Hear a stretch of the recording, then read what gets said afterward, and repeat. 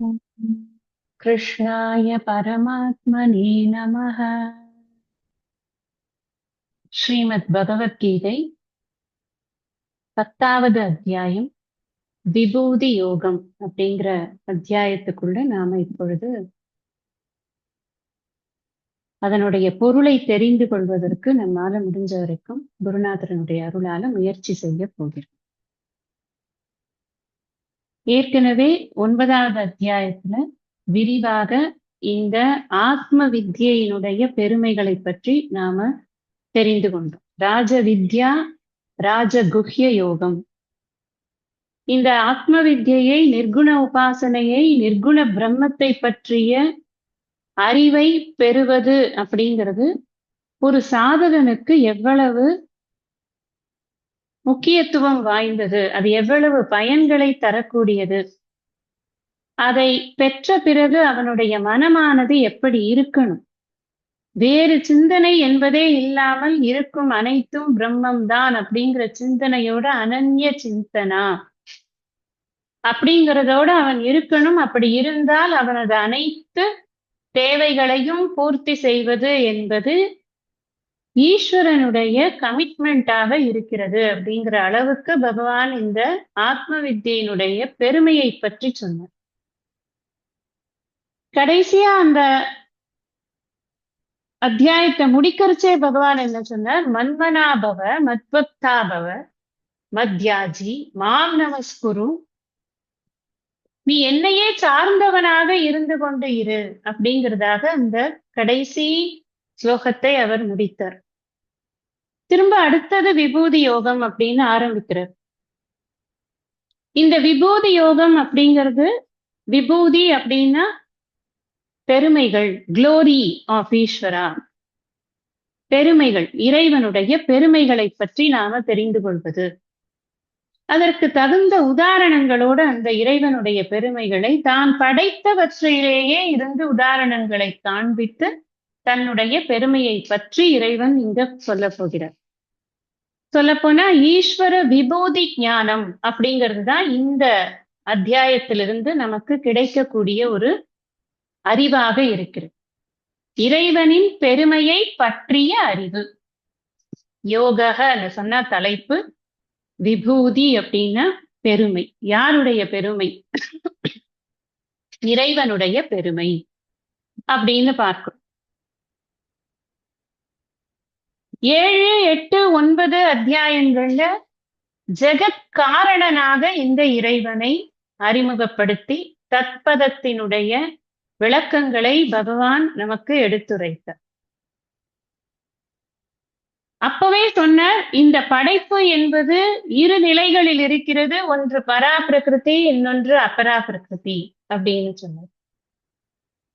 இந்த பரா பிரகிருதி அப்படிங்கிறது மாயையை சார்ந்து இருக்கிறது. அபரா பிரகிருதி என்பது எதையும் சாராமல் இருக்கக்கூடியது.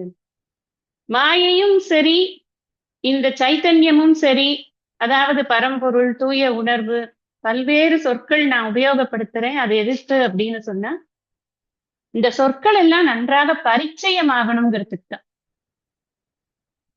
அந்த தூய உணர்வாக இருந்தாலும் சரி, மாயையாக இருந்தாலும் சரி, ரெண்டுமே அனாதியாக இருக்கிறது. அதாவது காரணம் இல்லாமல் இருக்கிறது, அது உருவாக்கப்படவில்லை, அது எப்பொழுதும் இருக்கிறது அப்படின்னு பார்க்கிறோம்.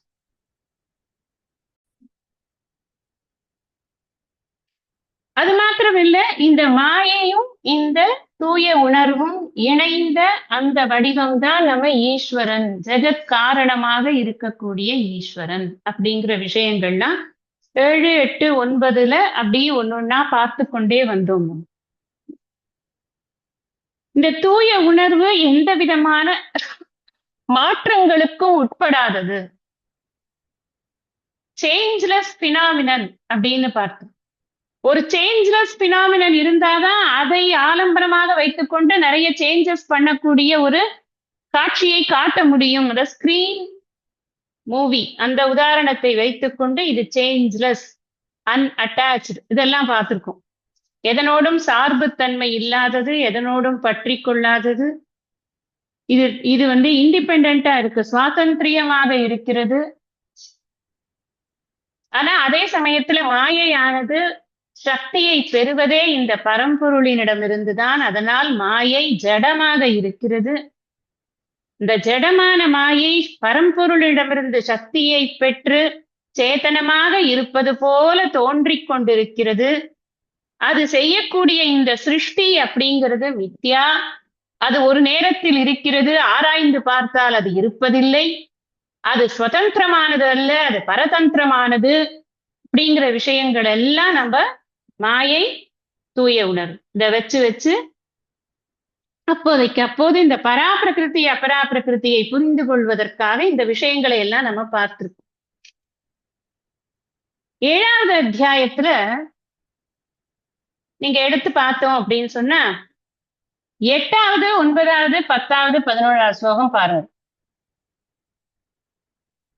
ரசோஹமப்சு கௌந்தேய பிரபாஸ்மி சசி சூரியயோ. அங்கேருந்து ஆரம்பிக்கிறேன். நான் இந்த படைப்புல எப்படி இருக்கேன் அத அங்கேயே சொல்லறதுக்கு ஆரம்பிச்சாச்சு. நான் தண்ணீர்ல அந்த ரசமாக இருக்கிறேன் அப்படிங்கிற ஆரம்பிச்சதுல இருந்து 11வதுல பலம் பலவதாமஸ்மி காமராக விவர்ஜிதம் தர்மா விருத்தோ பூதேஷு காமோஸ்மி பரதர்ஷப. அப்ப இந்தந்த இடங்கள்ல இது மாதிரி இருக்கேன்னு ஒரு லிஸ்ட் அங்க 7வது அத்தியாயத்துல நமக்கு கொடுக்கப்பட்டது, நம்ம பார்த்திருக்கோம். அப்போ ஒரு ஐடியா கிடைக்கிறது, இந்த பிரபஞ்சத்துல ஈஸ்வரன் எப்படி இருக்க அப்படின்னு தெரிஞ்சுக்க. முன்னாடியே அதை சொல்லும் பொழுதே நான் சொல்லியிருக்கேன், கோவிலுக்குள்ள இருக்கிற விக்கிரகம் மாத்திரம் நான் இல்லைங்கிறத புரிய வைக்கிறதுக்காகத்தான் நாம உபயோகப்படுத்தக்கூடிய விஷயங்களுக்குள்ள அவர் எப்படி இருக்காருன்னு அவர் உதாரணங்களை நமக்கு எடுத்து காட்டுகிறார் அப்படின்னு சொன்னேன். திரும்ப 8வது அத்தியாயம் வரும் பொழுது 9வது ஸ்லோகம் 11வது ஸ்லோகம் இங்கேயும் சொல்ற கவிம் புராண மனுஷாசிதார மனோரணீயாம் சமனுஸ்மரேத்யஹ சர்வஸ்ய தாதாரம் அச்சிந்த்ய ரூபம் ஆதித்ய வர்ணம் தமசப் பரஸ்தாத். அங்க முழுக்க அந்த பராபிரகிருதியினுடைய நிலையை பற்றி தான் அங்க சொல்றார். நிலைனா ஏதோ ஒரு இடம் இல்ல, அது எப்படி இருக்குங்கிறத சொல்றார். புராணம் யாருமே அத ரொம்ப படிச்சவங்களால கூட அதை பெருசா புரிஞ்சுக்க முடியறது கிடையாது. அவ்வளவு ஈஸியா அதை எக்ஸ்பிளைன் பண்ணவும் முடியறது கிடையாது. அது அச்சிந்தியமா இருக்கு, சிந்தனைக்கு அப்பாற்பட்டதாக இருக்கு, மனசுக்கு எட்டாம இருக்கு, வாக்குக்கு எட்டாம இருக்கு. மனம் வாக்கில் தட்டாமல் நின்றது எது? சமய கோடிகளெல்லாம் தம் தெய்வம் என் தெய்வம் என்று எங்கும் தொடர்ந்து எதிர்வழக்கிடவும் நின்றது எது? எங்கனும் பெருவழக்காய் யாவினும் வல்ல ஒரு சித்தாகி இன்பமாய் என்றைக்கும் உள்ளது எது? அது கருத்திற்கிசைந்தது அதுவே. கண்டனையெல்லாம் மோன உருவெளியா அதுவாகி கருதி அஞ்சலி செய்குவாம். வெரி ஃபர்ஸ்ட் பார்ட் தாய்மானவர்கள். இப்படித்தான் அந்த பரபிரம்மமானது இருக்கிறது. இப்படிலாம் வார்த்தைகளால பலவிதமாக சொல்லலாம், அவ்வளவுதான். அந்த வாக்குக்கு எட்டோம்னா கூட அந்த வாக்கு கூட யாருக்கு எட்டுறதுன்னா பக்குவம் இல்லாதவனுக்கு அது கூட புரிய மாட்டேங்கிறது. அப்பிரமேயா ஸ்வப்பிரகாசா மனோவாச்சா அகோச்சரா அம்பாள சொல்லு லலிதா சகஸ்ரநாமம். ஆனாலும் முயற்சி எல்லாரும் பண்ணி கொண்டிருக்கிறார்கள். அருளாளர்கள் எப்படியாவது மண்டையில புகுத்திடணும், அந்த தான் பெற்ற இன்பம் பெருக இவ்வையதம் அப்படின்னு. அதனாலதான் ஒருத்தர் ஒரு விதமாக விளக்குகிறார்கள். இந்த இறைவனை பற்றி விளக்கும் பொழுது எல்லாரும் ஒரே மாதிரி விளக்குறது கிடையாது.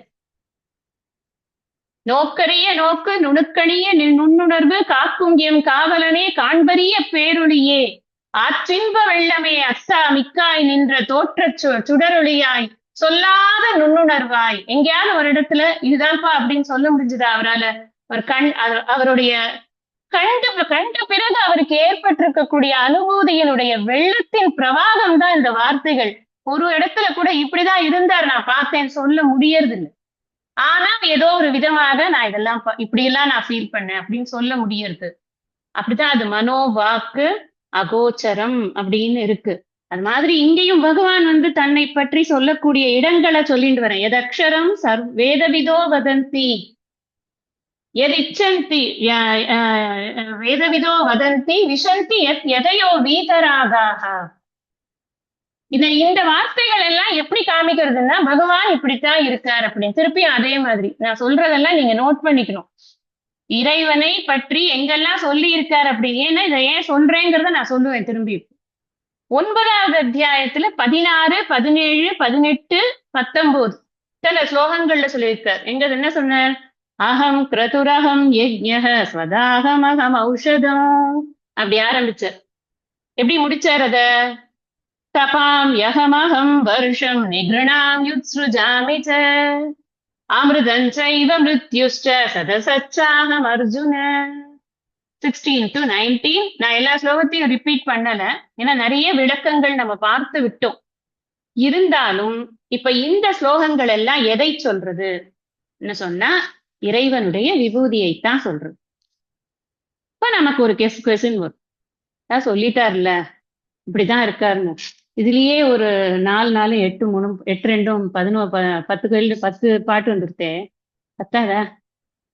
புரிஞ்சுக்கிறோம் அவ்வளவுதான், எல்லாம் கடவுள் தான் அவ்வளவுதானே, புரிஞ்சுக்கிறோம். இப்ப என்ன அப்போ அதனால அது திருப்பி திருப்பி சொல்லணுமா? அதுக்கு நான் சொல்லல, இந்த கொஸ்டின் வரும் அப்படிங்கறத நான் சொல்லல, ஆதிசங்கரர் சொல்றது. எதுக்காக மறுபடியும் மறுபடியும் சொல்லணும்? இறைவனுடைய விபூதியை தான் சொல்றதுக்கு தானே தற்பத விளக்கமே ஆரம்பிச்சோம். அது சொல்லியிருக்காரு, அங்க கொஞ்சம் சொல்லியிருக்காரு, அடுத்ததுல இப்படி சொல்லி ஒரு அத்தியாயம் போடணுமா? விபூதியை பத்தி சொல்றதுக்கு ஒரு அத்தியாயம் போடணுமா? புனருக்தி தோஷம் வராதா? அவரோட கொஸ்டின். புனருக்தி அப்படின்னா மீண்டும் மீண்டும் சொல்வது. இப்ப நான் ஒரு சென்டென்ஸ் சொல்றேன், திருப்பியும் அதே சென்டென்ஸ் சொல்லி திருப்பியும் அதே சென்டென்ஸ் சொன்னா உங்களுக்கு கேட்கறவங்களுக்கு என்ன தோணும்? இந்த மாதிரி ஒன்றும் தெரியாது போல இருக்கு, இதையே திருப்பி திருப்பி சொல்லிட்டு உட்காந்துருக்கு, கீழே இந்த ரெக்கார்டு மாதிரி தலையெழுத்து வந்து உட்காந்துருக்கோம், எப்பதான் முடிக்குமோ தெரியல கிளாஸ் அப்படின்னு எப்படியா இருந்தாலும் தோண ஆரம்பிச்சு. கேட்க பிடிக்காது. சில பேச்சுகள் நமக்கு திரும்ப திரும்ப சொன்னதையே சொல்லி கொண்டிருந்த, ஆக்டிவ்ல சொன்னதை பேசிவ்ல, பேசிவ்ல சொன்னது ஆக்டிவ்ல, இங்கிலீஷ்ல சொன்னதை தமிழ்ல சொன்னதை சான்ஸ்கிரிட்ல இப்படி சொல்லிட்டே இருந்தா அது ஆக்சுவலா சாதாரணமான விஷயங்கள்ல சொல்லும் பொழுது கேட்க பிடிக்காது. அப்ப அதுக்கு பேர் என்ன அப்படின்னா அது புனருக்தி தோஷம். தோஷம்னா குற்றம். திரும்ப திரும்ப சொல்வது என்பது ஒரு குற்றமாக கருதப்பட்டது. ஒரு பாட்டு எழுதும் போது கூட சொன்ன விஷயத்தையே மறுபடியும் சொல்லக்கூடாது, அது ரொம்ப சீரியஸ் மிஸ்டேக்காக கருதப்பட்டது. ஒரு பாடல் அரங்கேற்றும் பொழுது அது மாதிரி வரக்கூடாது. அதனாலதான் அவர் கேட்கிறார், அப்போ இது புனருக்தி தோஷம் ஆகாதா? அவர் சொல்றாரு, இவ்வளவு பெரிய சாஸ்திரம் சொல்றார், சொன்னதே மறுபடியும் சொல்ல போறாரே. நான் அதுக்கு அவரே ஒரு சமாதானமும் சொல்றார். சில விஷயங்கள் எத்தனை வாட்டி சொன்னாலும் நமக்கு புரியவும் புரியாது, மண்டையிலையும் ஏறாது சொல்றாரு.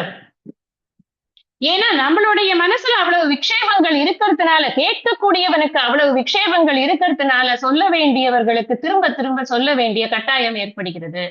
ஆகையினால் அது மாத்திரம் இல்ல, இந்த உயர்ந்த தத்துவம் இருக்கே, இந்த உயர்ந்த தத்துவத்தை எவ்வளவு தூரம் சொன்னாலும் அது மனசுல போய் உட்கார்றது கஷ்டம்.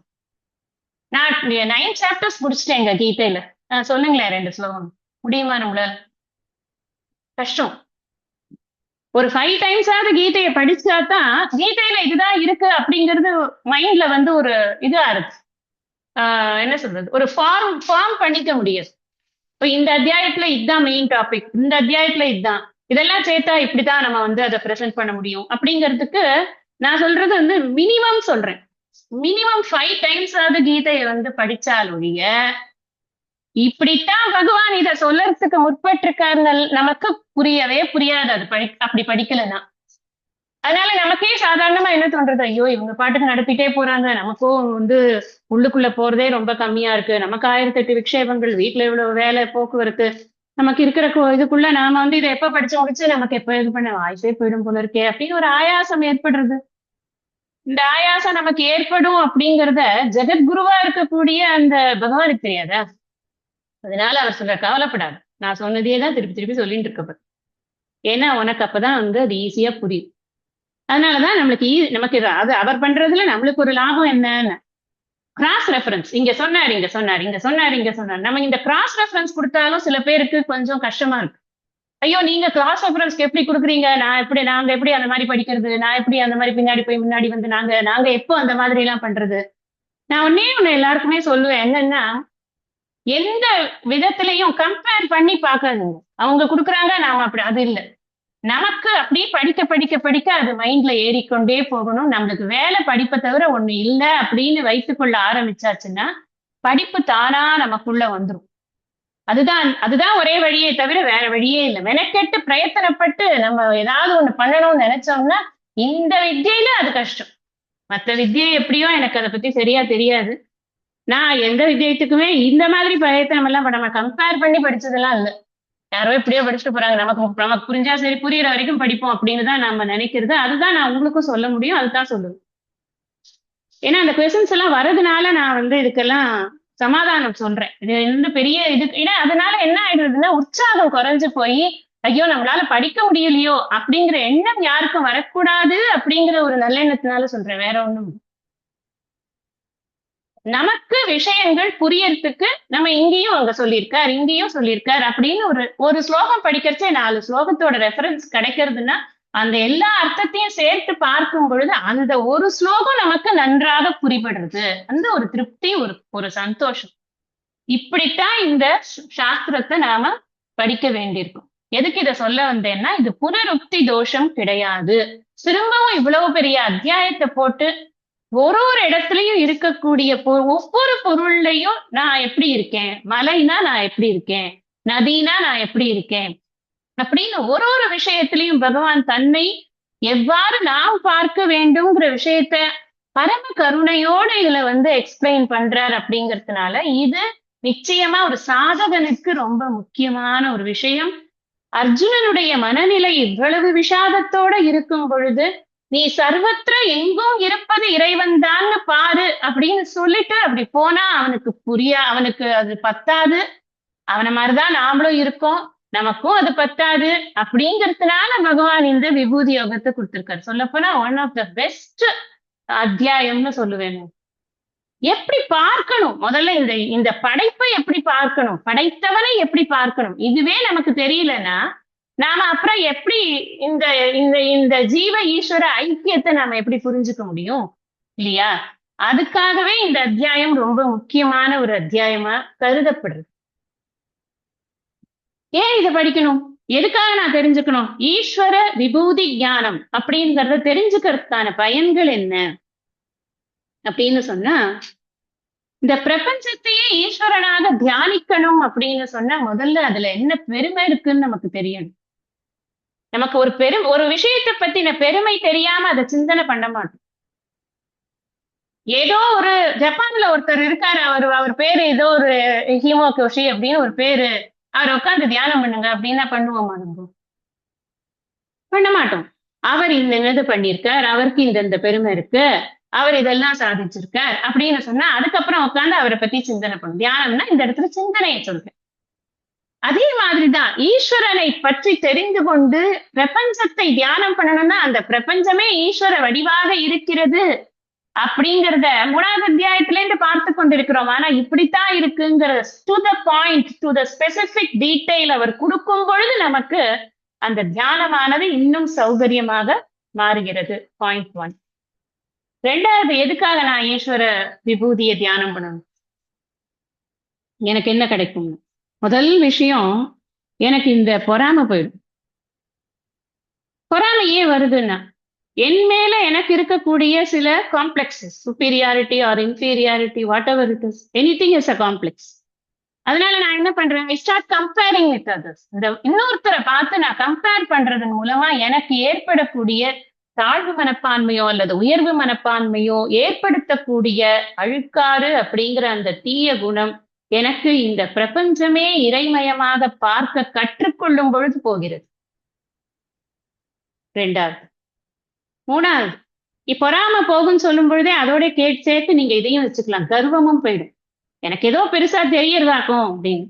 நமக்கு அழுக்காரவை அதிகாரம் படிக்கும் பொழுதே நான் இந்த விஷயத்தை பத்தி சொல்லியிருக்கேன், ஞாபகம் இருக்கும்னு நினைக்கிறேன், இல்லைன்னாலும் நான் ஞாபகப்படுத்துறேன். இந்த புனருக்தி தோஷம் தான் கிடையாதுன்னு சொல்லிட்டாரு ஆதிசங்கரர், எனக்கும் சௌரியமா போச்சு. அழுக்காரை வெல்வது எப்படி? அழுக்காறு வேண்டாம் சொல்றது பெரிய விஷயம் இல்லை, அப்புறம் அழுக்காரை வெல்வது எப்படி அப்படின்னு சுவாமிஜி சொல்லியிருக்காருன்னு நான் உங்களுக்கு சொல்லியிருக்கேன். மற்றவனுக்கு இருக்கக்கூடிய ஒரு டேலண்ட் இருக்கு அப்படின்னா முதல் விஷயம் அது இறைவன் அவனுக்கு அளித்த கொடை அப்படின்னு புரிஞ்சுக்கோ. பாயிண்ட் 1. 2வது, வாயார மனதார புகழ். அந்த அந்த பர்சனை புகழ ஆரம்பிச்சோம் அப்படின்னா அது எந்த வெற்று புகழ்ச்சி இல்ல, சும்மா ஏதோ நானும் புகழறேன் அப்படி கிடையாது. அந்த உண்மையாலே அந்த டேலண்ட வந்து பார்த்து, ஏப்பா நீ ரொம்ப நல்லா பண்றியே, எனக்கு ரொம்ப சந்தோஷமா இருக்கு, நீ இது மாதிரி இன்னும் நன்னா வரணும் அப்படின்னு அந்த ஒரு புகழ், அந்த ஆசைகள் அதெல்லாம் நம்ம கொடுக்கும் பொழுது மற்றவர்களுக்கு, நம்மை அறியாமையே இங்க இருக்கிற கசடு அழுக்கு குப்பை எல்லாம் வெளியில தானா போயின்னு இருக்கு. இதெல்லாம் பிராக்டிக்கல் டிப்ஸ் சுவாமிஜி கொடுக்குறது. அப்ப அதனால இந்த ஈஸ்வர விபூதிய தெரிஞ்சுக்கிறதுனால நமக்கு பொறாம போறது, கர்வம் போறது, மனசுல இருக்கக்கூடிய தீய எண்ணங்கள், தீய குணங்கள் அனைத்தும் நம்மை விட்டு போறது. மூணாவது, பிரபஞ்சமே இறைவன் தான் அப்படின்னு சொன்னா நான் பூமியில எச்ச துப்புவேனா? எனக்கு ஒரு மாதிரி கூச்சமா இருக்கும்ல. அந்த இடத்துல சுவாமி இருக்காரு அப்படின்னா துப்ப முடியுமா என்னால? கஷ்டம் ரொம்ப. அப்ப நான் வந்து என்ன பண்ணுவேன்னா ரொம்ப பொறுப்பா இருப்பேன். என் மரத்தை அனாவசியமா வெட்ட மாட்டேன், குப்பையை போட மாட்டேன், சாக்கடை உண்டு பண்ண மாட்டேன், நதியை சாக்கடை ஆக்க மாட்டேன், கடலை குப்பை பண்ண மாட்டேன், எல்லா ஜீவராசிகளுக்கும் ஹிம்சை பண்ண மாட்டேன். நான் எவ்வளவு பொறுப்பா இருப்பேன், எவ்வளவு இந்த இயற்கை வளங்களை நான் எப்படி பாதுகாப்பேன், தேவையில்லாம தோண்ட மாட்டேன், தேவையில்லாம அள்ள மாட்டேன். எத்தனை தவறுகள் நடக்கிறது. ஏன் நடக்கிறது? அது ஏதோ ஒரு பொருள், காசை கொடுக்கக்கூடிய பொருள் அப்படின்னு நினைக்கிறதுனால அந்த தோன்றதும் அல்றதும் நடக்கிறது. அது சுவாமி, அது சுவாமி இருக்காரு அதுல அப்படின்ற எண்ணம் அந்த டிவினிட்டி வந்தது அப்படின்னு சொன்னா, எல்லாத்துலயும் ஒரு டிவினிட்டி வந்ததுன்னா நம்ம என்ன பண்ணுவோம், ரெஸ்பெக்ட்ஃபுல்லா இருப்போம். ஃபர்ஸ்ட் திங் நம்ம என்ன பண்ணணும்னா ரெஸ்பெக்ட்ஃபுல்லா இருக்கணும். அது யார பிச்சை எடுக்க வரவனா இருந்தா கூட அவன்கிட்ட கூட போடா அப்படின்னு சொல்லக்கூடாது. ஏன்னா அங்கேயும் இருக்கிறது அவர் தானே. அதான் வாப்பா வா அப்படின்னு அவர் ஆலிங்கனம் பண்ணிக்கணும் அப்படி சொல்லல. ரெண்டு எக்ஸ்ட்ரீம்ஸையும் சொல்லல. நம்மளால முடிஞ்சா போடுறது இல்லப்பா என்கிட்ட இல்ல, அதோட முடிஞ்சு போச்சு. அந்த ரெஸ்பெக்ட்ஃபுல்னஸ் இருக்கணும் அப்படிங்கிறது பொறுப்பு இருந்தாதான் அந்த ரெஸ்பெக்ட்ஃபுல்னஸ் வரும். Respectfulness not for human beings alone. எல்லாத்துக்கும் மரியாதைங்கிறது வெறும் மனிதர்களுக்கு மட்டும் காட்ட வேண்டியது அல்ல. மரியாதை என்பது ஒரு செடிக்கும் கொடிக்கும் இந்த பூமிக்கும் காற்றுக்கும் ஆகாசத்துக்கும் நீருக்கும் நெருப்புக்கும் காட்ட வேண்டியது. ஏன்னா அதனாலதான் ஆயிருக்கு இந்த உலகமே அப்படிங்கறத நம்ம பார்த்துட்டோம் ஏற்கனவே 7வது அத்தியாயத்துல. பூமிராபோ நலோ வாயு கம்மனோ புத்தி ரேவச்ச, எல்லாம் நான் தாங்கிறாரு. பரா பிரகிருதிங்கிறாரத்த அபரா பிரகிருதிங்கிறாரத்த. அந்த பரா பிரகிருதியும் அபரா பிரகிருதியும் இணைந்துதான் நீ காண்கிறாய் அப்படின்ட்டு. அப்ப நான் எங்கேயுமே இறைவன் இல்லாத ஒரு பொருளே இல்லைங்கிறது எனக்கு தெரியும் பொழுது, அந்த பெருமையை நான் அறியும் பொழுது நான் என்ன பண்றேன்னா எல்லாத்துலயும் ஒரு தெய்வீக தன்மையை நான் பார்க்கிறேன், என்னுடைய உடல் மனம் புத்தி உட்பட. இந்த உடம்ப நாம வந்து திருமூலர் பாடுவார் இல்லையா, உடம்பை முன்னம் இழுக்கென்றிருந்தேன், உடம்பினுள் ஈசன் உத்தமன் கோவில் கொண்டான் என்ற பிறகு உடம்பினை இருந்து ஓம்புகின்றேன் என்று. அப்ப நான் அங்க இருக்கிற பகவான் அப்படிங்கிற எண்ணம் எனக்கு ஏற்பட்டது அப்படின்னா, பகவான் இல்லாத இடமே இல்லை இங்கேயும் இருக்காதுங்கிற போது நான் என்ன பண்றேன்னா இந்த உடம்ப ஜாகிரதையா பாத்துக்கிறேன். நான் அது மேல பற்று கிடையாது, ஆனால் அது மேல ஒரு அக்கறை இருக்கிறது, அதன் மேல ஒரு பொறுப்பு இருக்கிறது. அந்த பொறுப்பை நான் பார்க்கிறேன். அதுக்காக டெய்லி எனக்கு கால் வலிக்குது, எனக்கு முட்டி வலிக்குது, எனக்கு கை வலிக்குது, எனக்கு முதுகு வலிக்குது அப்படின்னு ஜபம் பண்ணிட்டு இருக்க மாட்டேன். அதை மைண்ட் பண்ண மாட்டேன். வலிகளை நான் மைண்ட் பண்றது பொறுப்பா இருக்கிறதுங்கிறதுக்கு அர்த்தம் இல்லை. வலி வந்தா அதுக்கு ஏதாவது வைத்தியம் பார்க்க முடிஞ்சா பாக்குறது, இல்லைன்னா வலியை இக்னோர் பண்ணிட்டு வேலையை பார்க்குறது. வலி வராத போது அந்த உடம்புக்கு என்னென்ன உபச்சாரங்கள் பண்ணுவோமோ அது தேவையான அளவுக்கு பண்ணுவோம். உடம்பை ரொம்ப கொண்டாடினோம்னாலும் அதுவும் நமக்கு கெடுதல் தான். பட் எல்லாத்துலயும் ஒரு மாடரேட் ஹேண்ட்லிங் இருக்கும். அப்படிங்கிறதுனால ஈஸ்வர விபூதி அப்படிங்கிறத நாம தெரிஞ்சுக்கிறது இதுவரைக்கும் நமக்கு உடம்ப பாதுகாக்கிறது வரைக்கும் கூட அது உபயோகமாக இருக்கிறது. அடுத்த பாயிண்ட், யாரையுமே நம்ம வந்து குறை சொல்றதுக்கு விரும்பவே மாட்டோம். ஏன்னா அந்த குறை சொல்லணும்னு நினைக்கிறேன்னா, யாரு குறை சொல்றேன்னா அங்க இருக்கிற பகவானைத்தான் நான் குறை சொல்ல போறேன். குறைகளுக்கெல்லாம் அப்பாற்பட்டவனாக இருக்கிறார், அவர் ஒப்புயர்வற்றவராக இருக்கிறார், தனக்குவமை இல்லாதான் அப்படின்னு வள்ளுவத்துல படிக்கிறோம். எப்படி நான் குறை சொல்றது? எதை கண்டாலும் அது இறைவன் தான்ங்கிறது எனக்கு புரிய ஆரம்பிச்சதுக்கு அப்புறமா, இந்த பிரபஞ்சத்தில் ஈஸ்வர விபூதி எனக்கு தெரிய ஆரம்பிச்சதுக்கு அப்புறமா நான் எதன் மீதுமே குறை சொல்ல மாட்டேன், வெறுக்க மாட்டேன். இதெல்லாம் நம்ம நமக்குள்ளேயே பண்ணிக்கக்கூடிய பிரதிஜையாக இருக்கும். எந்த ஒரு இடத்துலயுமே எங்கேயுமே நம்மளோட கூலை லூஸ் பண்ணவே மாட்டோம். ஓகேப்பா, நடக்கட்டும், அவ்வளவுதான். இந்த எஸ்பெஷலி நமக்கு எப்ப தெரியுமா ரொம்ப பிரச்சனை, இந்த கோவில்ல கூட்டத்துல நிக்கிறோமே, அங்கதான் நமக்கு பெரிய ப்ராப்ளமே. வரதே சாமி கும்பிடதான். அங்க முண்டி அடிச்சு இழுத்து தள்ளி, நீ முன்னாடி நான் முன்னாடி. ஒருவேளை சாமி யாரெல்லாம் இப்ப இன்னும் 5 மினிட்ஸ்ல என்ன பாக்குறீங்களோ அவங்க எல்லாம் அப்படியே ஸ்ட்ரெயிட்டா மேல அழைச்சு போறேன்னு சொன்னா போவாங்களா என்ன யாராவது? நீங்க போங்க ப்ளீஸ் அப்படின்னு அனுப்பிச்சு விட்டுருவாங்க நம்மள. அவர் சொல்லாததுனால ரொம்ப குண்டதும் அடிக்கிறதும் என்னமோ அவரை பாத்துறதுக்கு அப்புறமா போய் ஏதோ 2 நேஷனுக்கு ட்ரீட்டில சைன் பண்ண போற மாதிரி ஒரு வேலையும் இருக்காதுங்க. அந்த வேலை இல்லாத இதுக்கே நமக்கு இவ்வளவு அது ஆத்திரங்கள் அதை போய் பாக்குறதுக்கு. அப்ப அங்க என்ன ஜாஸ்தியா பிரிடாமினா இருக்கிறது என்னன்னு பக்தியா? ராகத்வேஷம் தான் இருக்கு. ஈஸ்வர பிரபஞ்சத்தில் ஈஸ்வரனை பார்க்க கற்றுக்கொண்ட பிறகு இது வரவே வராது. இந்த ராகத்வேஷம் விருப்பு வெறுப்புங்கிறதே நம்ம கிட்ட இருக்கவே இருக்காது. அது போகணும், போயிடும். அது போகிறது தான் நமக்கு முக்கியமான ஒரு ஆன்மீக சாதனையிலேயே ரொம்ப முக்கியமானது. அதுதான் கடைசி பாயிண்ட். புலன்களின் பின்னால் அலையக்கூடிய அந்த தன்மையானது குறையும். இந்த விஷய ஆசை இருக்கே, அதை அனுபவிக்கணும், இதை அனுபவிக்கணும், அதை பார்க்கணும், இதை இங்க போகணும், அதை வாங்கணும். ஒவ்வொரு விஷயத்தின் மேலும் நமக்கு ஏற்படக்கூடிய ஆசக்தி இருக்கே, அந்த அனுபவிக்கணும்னு இருக்கக்கூடிய எண்ணம் இருக்கே, அந்த புலன் இன்ப நாட்டம். புலன் இன்ப நாட்டம்னா ஒன்லி செக்ஷுவல் நாட்டம்னு கிடையாது. எனிதிங், எல்லா விதமான இன்பங்கள்ல இருக்கக்கூடிய நாட்டமும் நமக்கு குறைய ஆரம்பிச்சு. ஏன்னா எல்லாத்தையுமே இறைமயமாக நாம பார்க்க கற்றுக்கொள்வோம். பயங்கர பீடிகையா இருக்கே விபூதி யோகம் படிக்கிறதுக்கு. ஏதோ ஒரு பெரிய என்கரேஜ்மெண்ட்டுக்காக இதெல்லாம் சொல்றீங்களா அப்படின்னு. நமக்கு இது படிச்சு முடிச்சானா தெரியும் எந்த அளவுக்கு நம்ம மைண்ட் அதுல ஆழ்ந்து செலுத்துறோமோ அந்த அளவுக்கு நான் சொன்ன இந்த அத்தனையுமே நமக்கு கைவரப் பெறுகிறோம் அப்படிங்கிறது நிச்சயமாக தெரியும். நமக்குன்னு சில பெருமைகள் இருக்கிறதா நாம நினைச்சுக்குவோம். சில பேருக்கு பாட தெரிஞ்சிருக்கும், சில பேருக்கு பேச தெரிஞ்சிருக்கும், சில பேருக்கு வரைய தெரிஞ்சிருக்கும். இப்படி தனிப்பட்ட முறையில் தனித்திறமைகள் அப்படின்னு நம்ம கிட்ட நிறைய இருக்கிறதாக நம்ம நினைச்சுப்போம். எல்லாரும் ஒரு விஷயம் புரிஞ்சுக்கணும், என்ன அப்படின்னா அந்த திறமைகள் அனைத்தும் இறைவன் நமக்கு கொடுத்திருக்கக்கூடிய கொடை. இறைவனுடைய திறமை அப்படி வெளிப்படுகிறது நம்மிடம் இருந்து, அவ்வளவுதான். இந்த பாட தெரிஞ்சது, படிக்க தெரிஞ்சது, எழுத தெரிஞ்சது, பேச தெரிஞ்சது, வரைய தெரிஞ்சது, சிற்பக்கலை பண்ண தெரிஞ்சதுன்னு 1000 கலைகள் 64க்கும் அதிபதி அவராத்தான் இருக்கார். அவருக்குதான் எல்லாமே தெரியறது அப்படின்னு. சர்வஜ்ஞக. ஏன் சர்வஜ்ஞகனா என்ன? அனைத்தும் அறிந்தவர். வால் அறிவன் ஆர சொல்றோம், நம்மள சொல்ல முடியுமா? இந்த உபாதிக்கு வால் அறிவன்கிற தன்மை பொருந்தாது. இது சிற்றறிவு. ஆனால் இந்த சிற்றறிவு சில பெரிய அறிவை வெளிப்படுத்துகிறது அப்படின்னு சொன்னா அப்ப என்ன அர்த்தம்னா இறைவன் இதை சூஸ் பண்ணி இது மூலமா வெளிப்படுத்துறார் அப்படின்னு அர்த்தம். நல்லா பாட தெரிஞ்சு அப்படிதான் நம்ம பார்க்கணும். அப்படி பார்க்கும்போதுதான் இந்த பொறாமை போகும்.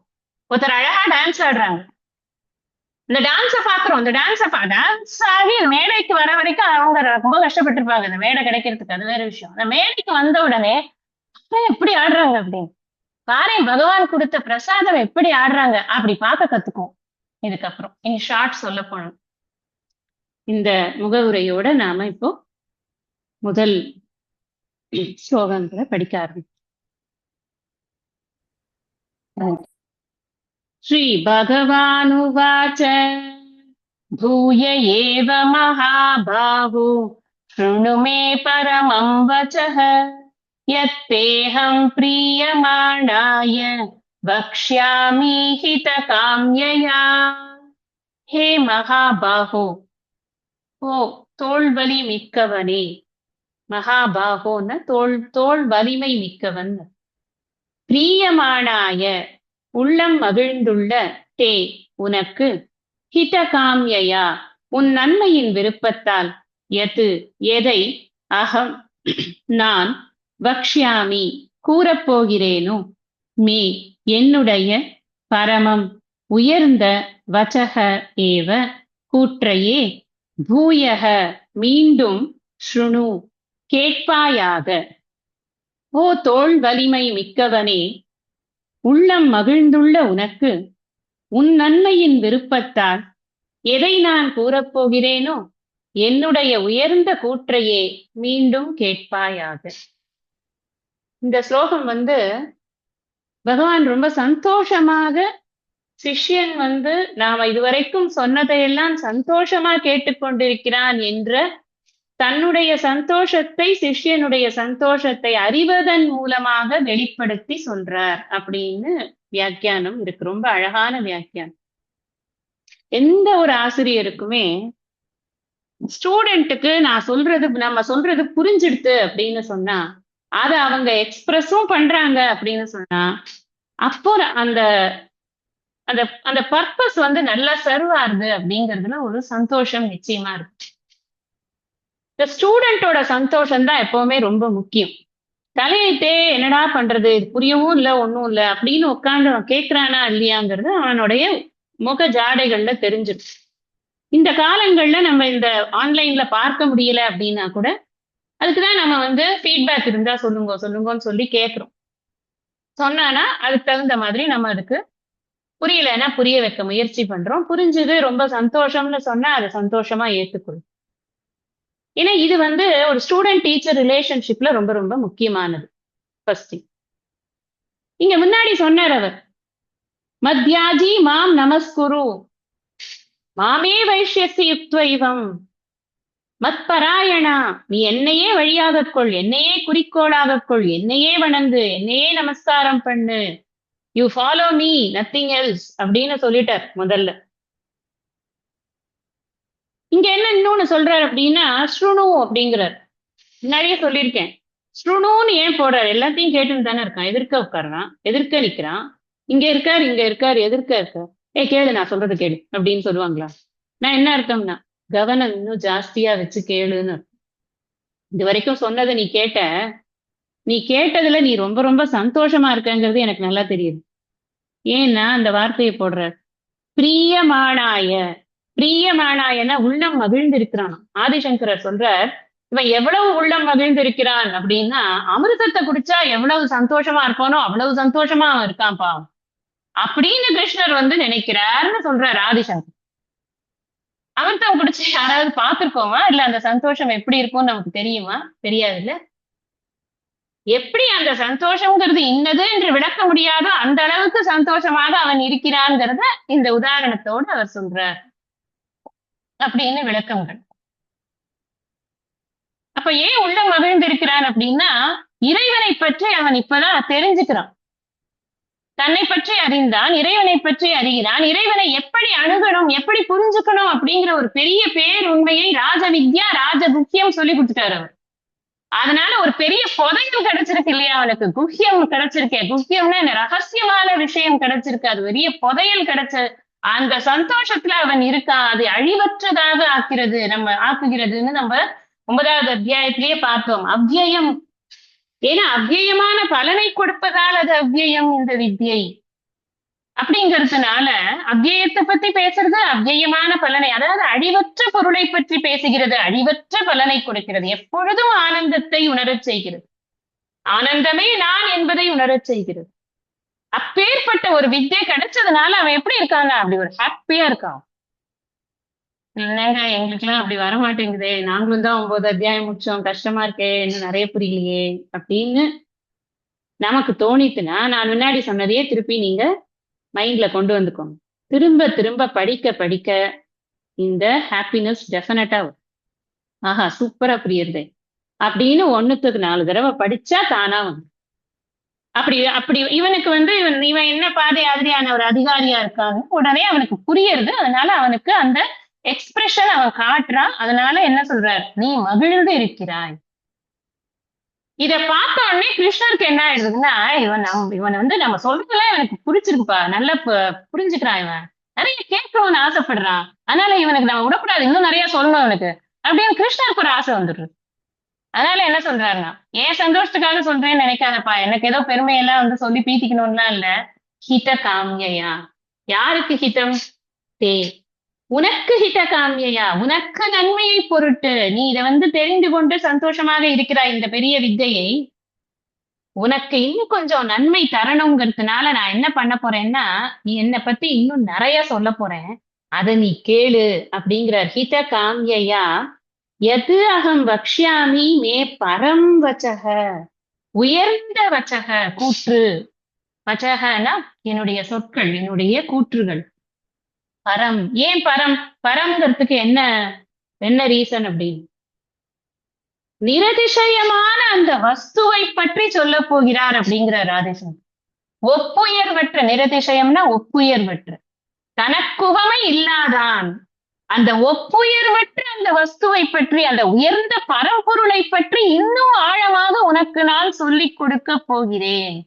அதனால என்னுடைய அந்த ஆழமான வார்த்தைகளை நீ நன்றாக செவியை இங்க கொடுத்து கேளு. இந்த கேட்கறதுங்கிறது ரொம்ப பெரிய ஆர்ட். 1 மணி நேரம் பேசுறது பெரிய விஷயம் இல்ல, 1 மணி நேரம் கேட்கறது தான் பெரிய விஷயம்.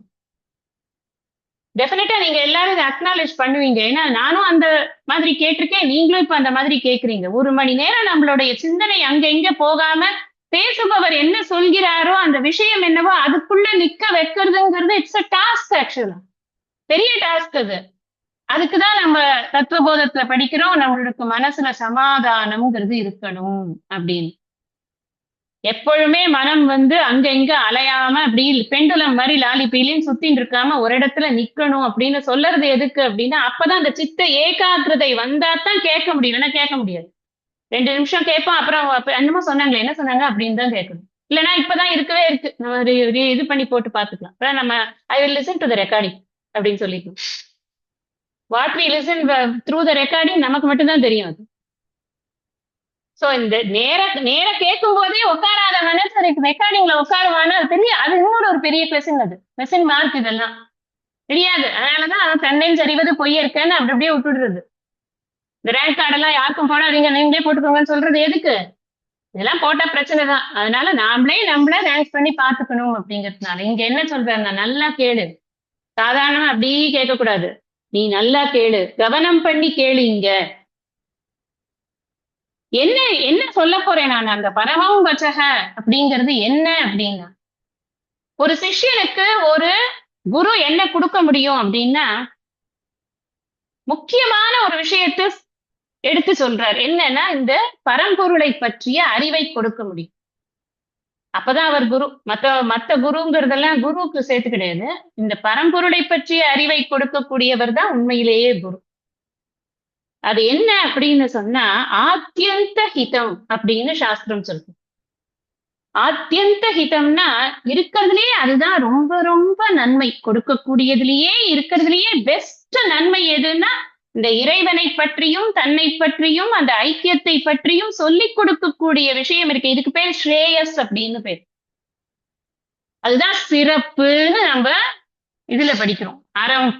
அரண் வலியுறுத்தல்ல சிறப்புன்னு படிக்கிறோம்.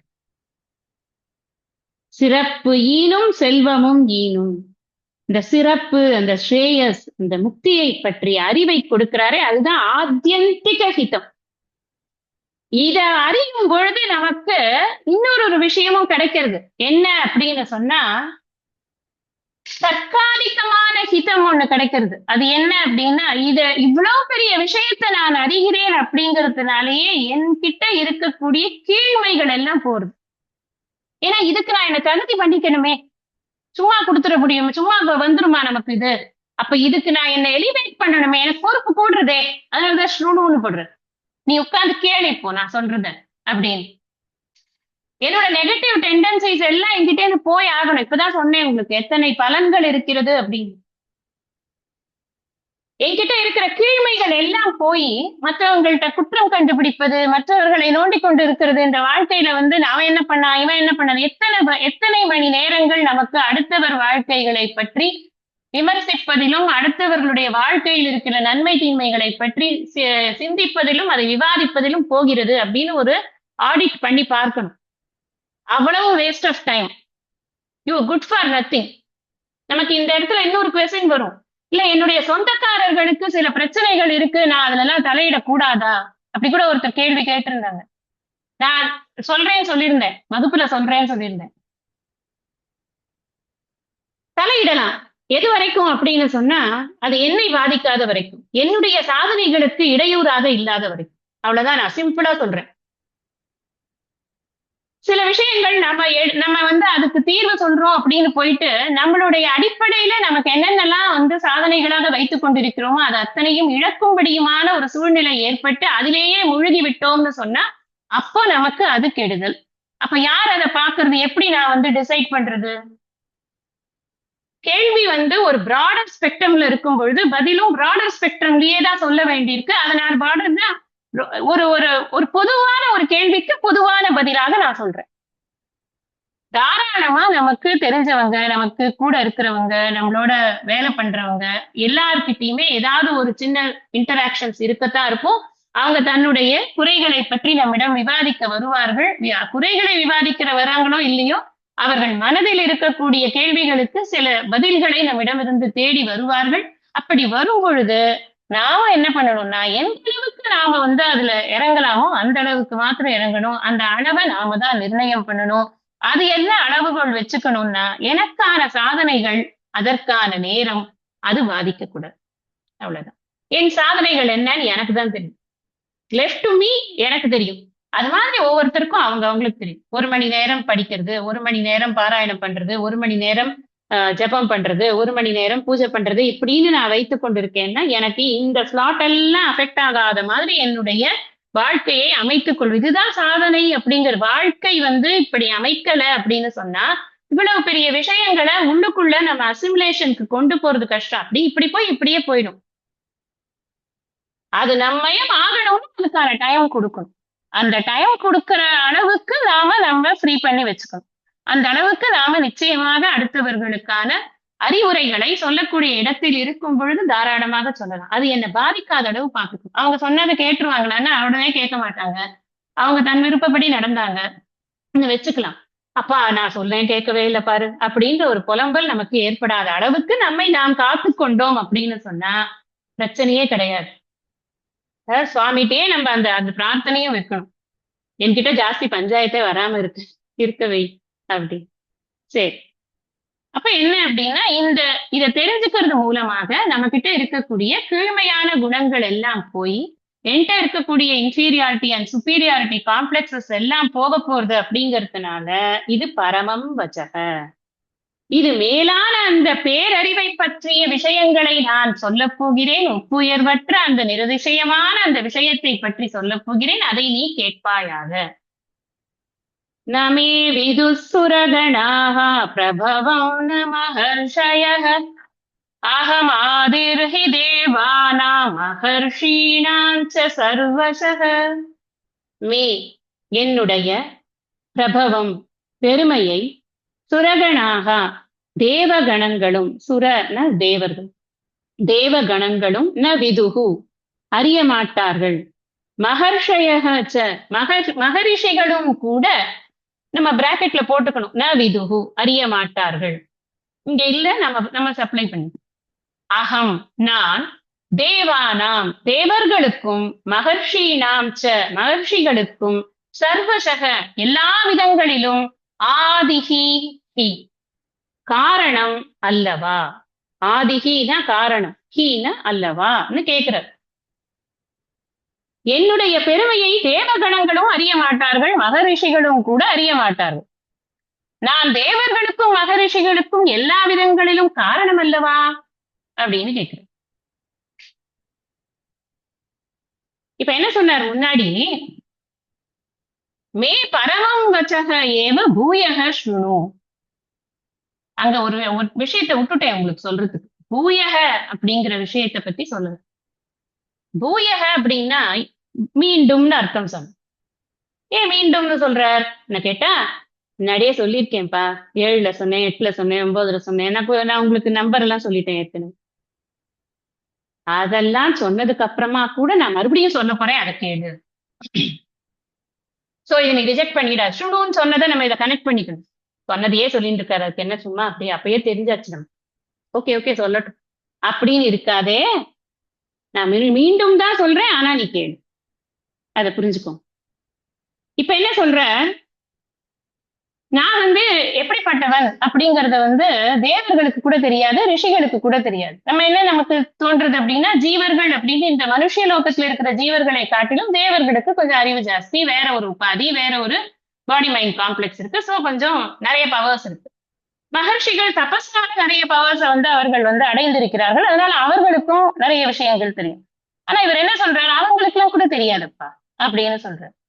நீங்க பாத்தீங்கன்னா ஒவ்வொரு உபநிஷத்துல ஒரு ஒரு விதமாக இந்த சிருஷ்டிங்கிறத வந்து விவரிக்கப்பட்டிருக்கு. இந்த சிருஷ்டி பிரபஞ்சம்ங்கிறது எப்படி வந்தது அப்படிங்கிறது ஒரு விஷயம். ஒரு உபநிஷத்துல 5 பூதம்ங்கிறது, ஒரு உபநிஷத் வந்து 3 பூதம்ங்கிறது, ஒரு யுகபத் அப்படின்னு சொல்றது. அதாவது மொத்தமாக எல்லாமே வெளியில வந்தது, அப்படியே மேனிஃபெஸ்ட் ஆச்சு அப்படின்னு ஒண்ணு சொல்றது.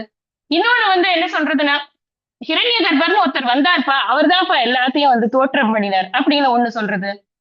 நமக்கே ஒரு கன்ஃபியூஷன் ஏற்படுறது. சிருஷ்டிங்கிறது ஏன் இவ்வளவு விதவிதமாக சொல்லப்பட்டிருக்கு அப்படின்னு. ஆக்சுவலி சிருஷ்டியில பிராதானியம் இருக்கா, சிருஷ்டியை நிராகரணம் பண்றதுல பிராதானியம் இருக்கா? நிராகரணம்னா அதை இக்னோர் பண்றது. ஏன்னா அது மாயை. மாயை என்பதை ஒரு பொழுதும் முக்காலமும் இருப்பது அல்ல. அது ஒரு நேரத்தில் இருக்க போகிறது, பின்னால் இருக்காது. அந்த எப்பொழுதுமே இருக்க போவது அல்ல என்பது தெரிந்து அந்த சத்தியம் அல்லாத ஒரு விஷயம் மித்யாவுக்கு இம்பார்ட்டன்ஸ் கொடுக்கறது இல்லைங்கிறது அதுல இருந்து தெரியுது. எப்படி வேணாலும் சிருஷ்டி வந்து விவரிக்கப்படலாம். அவரவர்களுக்கு எப்படி வந்து அந்த மந்திரங்கள் அவரவர்கள் கிரகித்தார்களோ அப்படி அப்படியே அது கொடுக்கப்பட்டது. ஒவ்வொருத்தருக்கும் ஒவ்வொரு விதமாக அது தெரிவிக்கப்பட்டிருக்கிறதுங்கிறதுல இருந்தே பிரபஞ்சத்தினுடைய சிருஷ்டியை விட அந்த சிருஷ்டி உண்மையல்ல என்று சொல்வதில் தான் தாற்பயம் அப்படிங்கிறது நமக்கு புரியுது. அதனாலதான் யாருமே முழுமையாக சொல்ல முடியறது இல்ல அப்படின்னு சொல்றார். இது ஒரு ஆங்கிள் புரிஞ்சுக்கிறதுக்கு. இன்னொரு ஆங்கிள் என்ன அப்படின்னா, நான் அவர்களுக்கெல்லாம் காரணமாக இருக்கிறேனே அப்படிங்கிறார். இந்த காரணம்ங்கிறத ஏற்கனவே நமக்கு இதுல பார்த்திருக்கோம். 7வது அத்தியாயம் 26வது பாடல். அதே போல 4வது அத்தியாயம் 5வது பாடல். இந்த 2 இடத்துல தன்னை பற்றி சொல்கிறார். வேதாகம் சமதீதானி வர்த்தமானானி சார்ஜுன பவிஷ்யாணி ச பூதானி மாந்து வேதன கஷ்டன். எனக்கு முன்னாடி நடந்தது தெரியும், இப்ப நடக்கிறது தெரியும், பின்னாடி நடக்க போறது தெரியும், எனக்கு எல்லாமே தெரியும். ஆனா என்ன யாருக்கும் அவ்வளவு ஃபுல்லா தெரியவே தெரியாது. திரும்ப அர்ஜுனன் வந்து கேட்கிறான், அப்புறம் பவத்தோ ஜென்ம பரம் ஜென்ம விவஸ்வத்தக, எப்படிப்பா நீ வந்து விவஸ்வானுக்கு சொன்னேங்கிறத புரிஞ்சுக்கிறதுக்கு. அப்ப சொல்ற பகூனிமே வெதீதானி ஜென்மானி தவச்சார்ஜுன பாண்யகம் வேத்த சர்வாணி நத்வம் வேத்த பரந்தப. எனக்கு எல்லா ஜென்மாவும் தெரியும், நான் முன்னாடி என்ன பண்ணேன் அதுக்கு முன்னாடி என்ன பண்ணேன் எல்லாம் தெரியும், உனக்கு தெரியாது, அதுதான் உனக்கு எனக்கு வித்தியாசம் அப்படின்னு அங்க சொல்ற. அப்ப இது மாதிரி நான் எல்லாவற்றுக்கும் காரணமாக இருக்கிறேன் இந்த இடத்துல வந்து நான் இந்த தேவர்களாகட்டும், இது ரெண்டும் வந்து ஒரு ரெஃபரன்ஸ்க்கு தான் சொல்றது. தேவர்கள் ரிஷிகள் அப்படிங்கிறது எல்லாவற்றுக்கும் காரணம்ங்கிறத புரிஞ்சுக்கணும் நம்ம. இதுல இருக்க இன்னும் கொஞ்சம் விஷயங்கள் உங்களுக்கு சொல்லறதுக்கு இன்னைக்கு நேரம் முடிஞ்சு போயிடுது. அதனால நம்ம அடுத்த சத்சங்கத்துல இதனுடைய தொடர்ச்சியும் மேற்கொண்டு இருக்கக்கூடிய ஸ்லோகங்களினுடைய அர்த்தங்களும் நம்ம படிக்கணும். இன்னைக்கு இந்த அளவுல இந்த சத்சங்கத்தை நான் நிறைவு செய்கிறேன். ஐயனே எனதுள்ளே நின்று அனந்த ஜென்மங்களாண்ட மெய்யனே உபதேசிக்க வெளிவந்த குருவே போற்றி. உய்யவே முக்தி நல்கும் உதவிக்கோர் உதவி நாயேன் செய்யுமாறொன்றும் காணேன் திருவடி போற்றி போற்றி. நிறைவு பிரார்த்தனை.